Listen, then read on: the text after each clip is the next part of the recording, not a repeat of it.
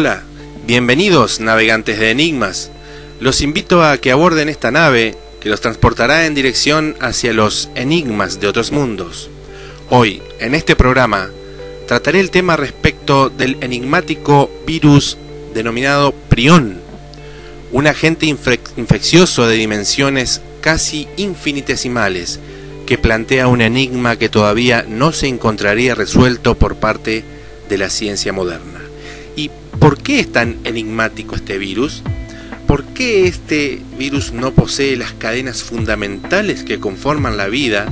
Es decir, este virus prión no posee ni ADN y tampoco ARN.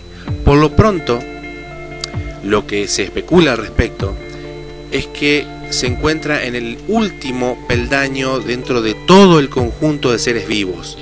Además, es un virus muy resistente a los ácidos y a los detergentes más abrasivos. Resiste también, y como para que se den una idea de ante qué nos encontramos aquí, les decía que resiste también a una exposición radiactiva 19 millones de veces más letal que la dosis que para un ser humano sería causa de muerte instantánea. Pero, ¿qué se puede percibir a lo lejos? Se puede percibir nada más y nada menos que otro enigma, el del cáncer. Veamos. ¿Qué es este ser que, por más pequeño que sea, aparenta ser muy peligroso y a la vez una especie de virus de hierro por su resistencia a los más altos peligros para todo lo que se defina como vida? Una cosa es clara, que la misma presencia de esta especie de virus o viroide pone a la ciencia en la obligación de revisar las propias leyes de la genética. Más allá de que en primera instancia pareciera un virus simple, simplísimo diría yo, y que no revistiese riesgo alguno para la vida humana, más allá de generar pruritos lumbares o escrapia de la oveja, como se llama, enfermedad que en dichos animales causa una degeneración paulatina en el sistema nervioso, temblores y por último la muerte. Y aquí el simplismo queda a un lado. Y en el ser humano, enfermedades muy desconocidas como el kuru, que a veces la tribu indígena de Nueva Guinea, una de las tribus indígenas de Nueva Guinea, se convierte en su portadora y que únicamente se transmite por comer carne humana, acto denominado como antropofagia o más comúnmente canibalismo. Enfermedad que produce una especie de locura que aumenta de manera gradual, que finaliza drásticamente por medio de una brutal muerte. Entonces, más allá de que parezca simple, sus atributos y posibles efectos son muy complejos y graves también. A esta especie de virus supuestamente inofensivo se le atribuye la denominada enfermedad de Creutzfeldt-Jakob, que solo afecta a una muy escasa cantidad de personas en los países desarrollados, la cual es una especie de demencia mortal generada por lesiones graves en el sistema nervioso.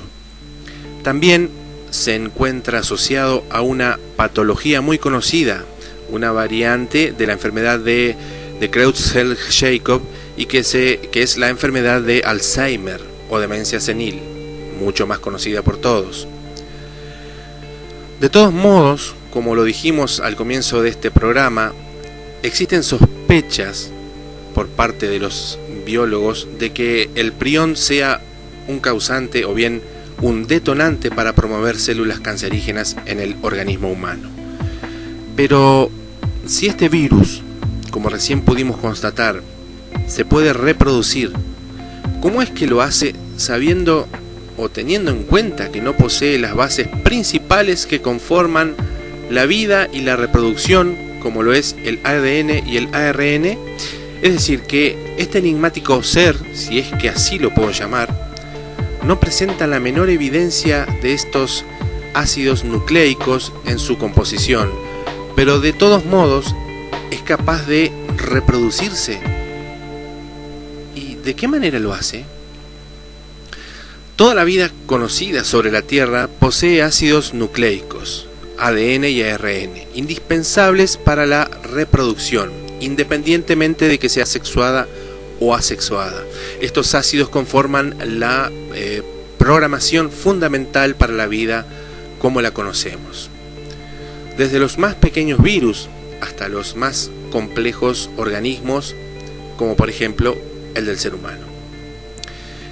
Es de vital importancia el entender de que estas variantes de los ácidos nucleicos programan la forma en que las enzimas y proteínas se combinan dentro de un medio acorde para tal fin, de manera de que se puedan formar tejidos vivos, ya sea desde órganos internos hasta la piel misma. Por ello es que hasta el más pequeño de los viroides presentan siempre rastros de ADN o bien ARN, pero en el enigmático prión no. Entonces, ¿de dónde pudo venir dicho engendro de la naturaleza si no tiene las bases biológicas programáticas para que su reproducción y desarrollo sea una realidad? En todos los casos, independientemente de las enfermedades nombradas aquí, se pueden observar la misma sintomatología, es decir, un muy largo trayecto para la incubación silenciosa, años y años que el infectado ni siquiera se percata de que el enigmático mundo del virus prión se encuentra actuando lentamente dentro del mundo humano. Pero cuando uno menos se lo espera, aparecen los síntomas ya nombrados antes y con una fuerza destructiva tal que el cambio repentino de la persona afectada en cuanto a su comportamiento, además de irreversible, siempre le sobreviene la muerte.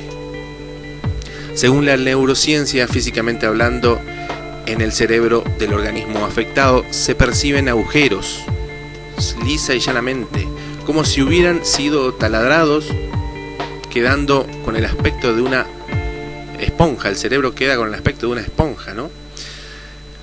Como el prión está caracterizado dentro de los virus lentos por su manera de actuar, como los virus que causan, por ejemplo, la parencefalitis aguda esclerotizante, debido a la incubación por un periodo de muchos años del virus de la rubiola dentro del sistema nervioso del organismo infectado. Podría llegarse a pensar que el prión posee las mismas características antes citadas, pero no, ni se les parece a aquellos virus lentos convencionales. Entonces, ¿qué es esta destructora entidad sin igual? ¿De dónde proviene? Pues, si se utiliza un microscopio electrónico, el prión es unas 100 veces más pequeño que los virus más pequeños conocidos hasta ahora, por supuesto.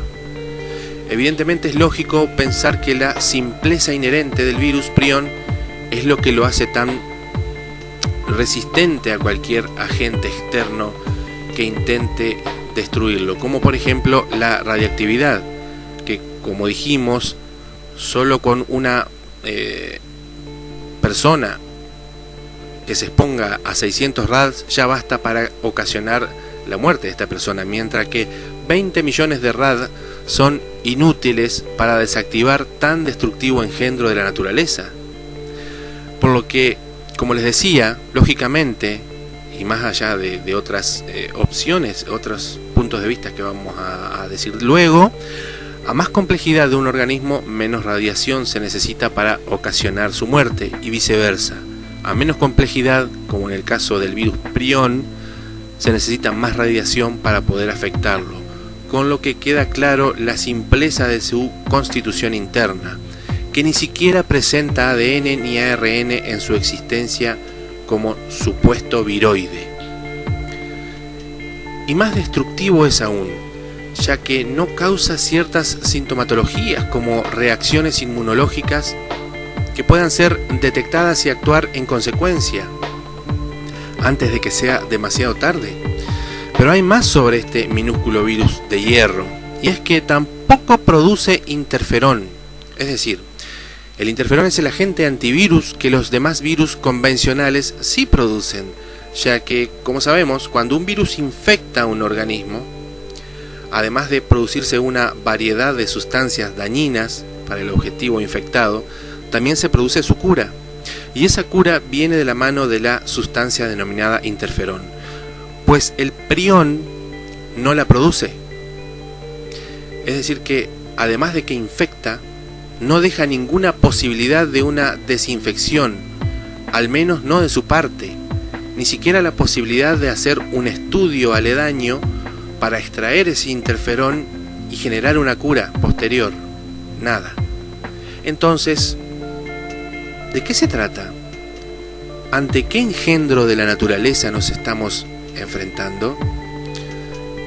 Pues, según la ciencia, pareciera que se compone de una proteína descubierta por diversos estudios sobre animales infectados y luego sobre el virus en sí mismo, que al aplicarle diversos procesos electroquímicos de división molecular, lograron que las proteínas separadas, ya limpias de proteínas superfluas, como resultado de esta división, pudieran ser catalogadas dependiendo de su reacción en el medio electroquímico de estudio.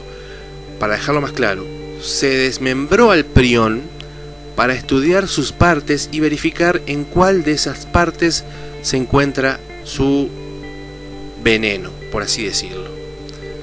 Pues bien, como se pudo llegar a categorizar las partes conformantes de un prión, cada una de esas partes o proteínas fueron inyectadas a una oveja sana, hasta que por fin se dio con el elemento destructivo de este enigmático virus, la proteína denominada PRP, parte mortal del propio prión, nombre este que quiere decir algo así como partícula infecciosa proteinasa. Esta proteína PRP, que se constituye como la parte principal del prión, la parte que por medio de la cual los priones son tan mortales. Dentro de esa proteína existe una molécula denominada por sus descubridores como lo mencioné antes, y es esta molécula PRP. Pero luego de análisis posteriores se descubrió la verdadera esencia de esta proteína, el verdadero conformante malicioso que actúa tan extraña y mortalmente sobre los seres vivos y que es una glucoproteína, en otras palabras, una proteína con cadenas de azúcar ligadas a aminoácidos. En definitiva, una mezcla mortal que no llega a ser ni ADN ni ARN.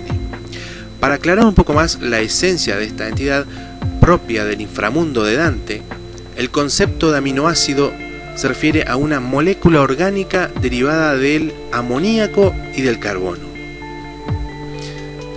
Parecen simples, pero lo que más intriga del prión es la ausencia de ácidos nucleicos, es decir, de ADN y ARN. Además, se puede comprobar esta ausencia debido a que al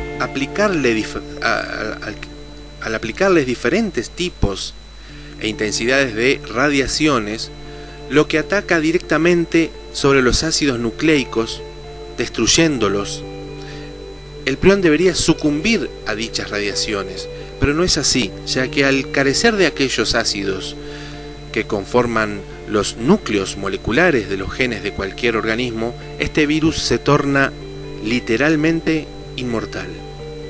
Por lo tanto, y más allá de que he nombrado al prión como virus o especie de virus, este no lo es. Pero, ¿por qué se comporta como tal?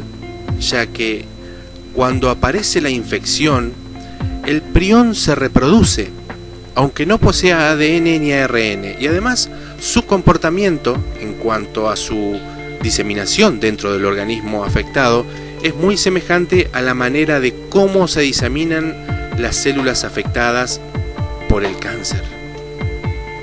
Y otro punto a favor del prión, y en detrimento de los seres vivos con ADN y ARN, es que este mortífero engendro es indiferente al sistema inmunológico del organismo huésped, ya que cuando el prión se clona a sí mismo, todas y cada una de las copias, sea cual sea la especie en la que éste se hubiera propagado, tienen la misma secuencia conformante, es decir, todos priones idénticos, y por lo tanto aquí surge otra cuestión, la cual apuntaría a que el agente activador del prión sería un gen que todos los individuos de cualquier especie portaríamos como herencia evolutiva, y al activarse estos genes, portando unas incumbencias muy específicas por cierto, comenzarían a fabricar o a clonar inmensas cantidades de priones, con los efectos que habíamos hablado durante este programa. Conclusión.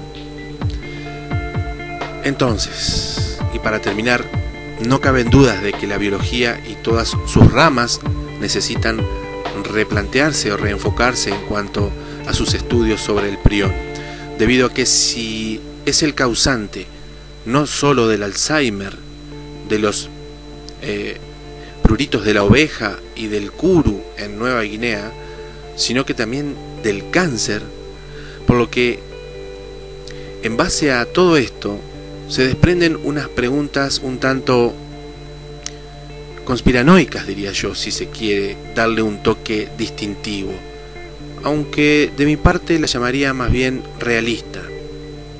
Y esa pregunta es, o esas preguntas son: ¿se mantendrá en secreto la cura de estas enfermedades debido a que supuestamente frenarían la superpoblación humana?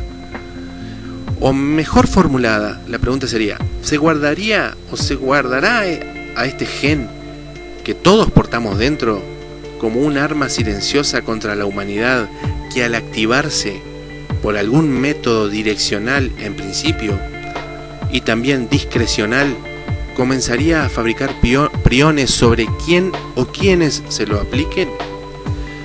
Por ahora dejo las preguntas a sus consideraciones, ya que muchas verdades, por supuesto, arriban a una verdad mucho mayor y más cercana a la realidad, que a veces se nos oculta ante nuestros propios ojos. Bueno, y por supuesto, como les decía, la última palabra la tenemos entre todos. Muchas gracias por vuestro tiempo en ver este programa, y si mi canal es de vuestro agrado, no olvides darle like al presente video y de suscribirte. Ahora me despido, hasta los próximos Enigmas de Otros Mundos. Chao.